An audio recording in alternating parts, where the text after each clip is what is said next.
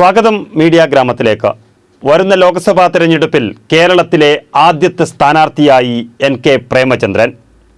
എങ്ങനെയായിരിക്കണം ഒരു രാഷ്ട്രീയ നേതാവ്? അതിൻ്റെ ഉത്തരമാണ് എൻ.കെ. പ്രേമചന്ദ്രൻ.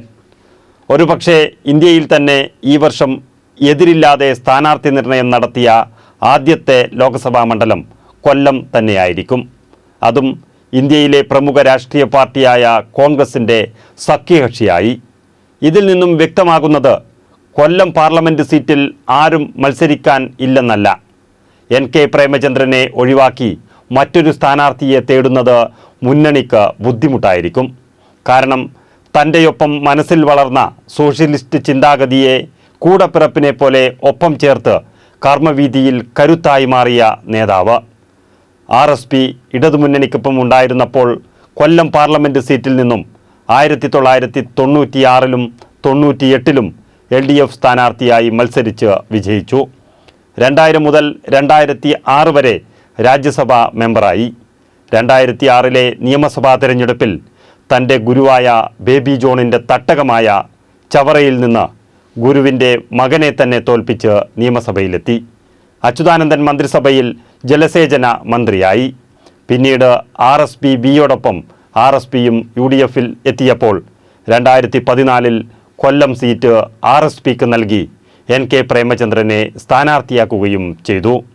മുൻ വിദ്യാഭ്യാസ മന്ത്രിയും കേരള രാഷ്ട്രീയത്തിലെ പ്രഗത്ഭനുമായ MA ബേബിയെയാണ് 37,000-ഓളം വോട്ടുകൾക്ക് എൻ.കെ. പ്രേമചന്ദ്രൻ തോൽപ്പിച്ചത്. കൊല്ലം, ചടയമംഗലം, ചവറ, കുണ്ടറ, ഇരവിപുരം, ചാത്തന്നൂർ, പുനലൂർ എന്നീ ഉറച്ച LDF മണ്ഡലങ്ങൾ ഉൾപ്പെട്ടതാണ് കൊല്ലം ലോക്സഭാ മണ്ഡലം. 1.5 ലക്ഷത്തോളം ഭൂരിപക്ഷം നിയമസഭാ തെരഞ്ഞെടുപ്പിൽ LDFന് ഉണ്ടെങ്കിലും രാഷ്ട്രീയ നിരീക്ഷകരും അഭിപ്രായ സർവേകളും UDFൻ്റെ ഉറച്ച സീറ്റായി കൊല്ലത്തെ കാണുന്നു. അവിടെയാണ് എൻ.കെ. പ്രേമചന്ദ്രൻ എന്ന രാഷ്ട്രീയ നേതാവിൻ്റെ പ്രസക്തി വർദ്ധിക്കുന്നത്. ഐക്യരാഷ്ട്രസഭാ സമ്മേളനത്തിലേക്ക് ഇന്ത്യൻ പ്രതിനിധിയായി എൻ.കെ. പ്രേമചന്ദ്രനെ അയച്ചതും മികച്ച പാർലമെൻറ്റേറിയൻ എന്ന ബഹുമതിയും ഒരു പാർലമെൻറ്റേറിയൻ എന്തായിരിക്കണം എന്ന് അദ്ദേഹം കാണിച്ചു കൊടുത്തതും കൊണ്ടുതന്നെയാണ്. CPMൽ നിന്ന് KN ബാലഗോപാലൻ്റെ പേരാണ് പ്രധാനമായും കേൾക്കുന്നത്. ഇന്ന് കൊല്ലം മണ്ഡലത്തിൽ പ്രേമചന്ദ്രനോട് അല്പമെങ്കിലും പിടിച്ചു നിൽക്കാൻ കഴിയുന്നത് ബാലഗോപാലന് മാത്രമാണ്. BJP വലിയ ശക്തിയല്ലെങ്കിലും പ്രവർത്തനം കൊല്ലത്ത് ശക്തമാണ്.